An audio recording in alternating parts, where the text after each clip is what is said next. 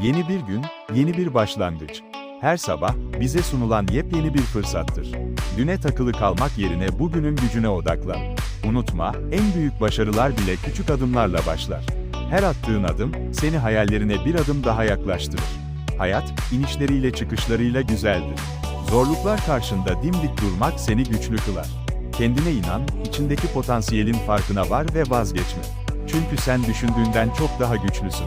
Bugün, yeni bir hedef koy ve sadece bir adım at. O adım bile yeter. Çünkü başarı yolda yürümeye karar vermekle başlar. Gülümse, derin bir nefes al ve hayatı kucakla. Sen bugünü güzelleştirebilirsin. Çünkü bu senin zamanın.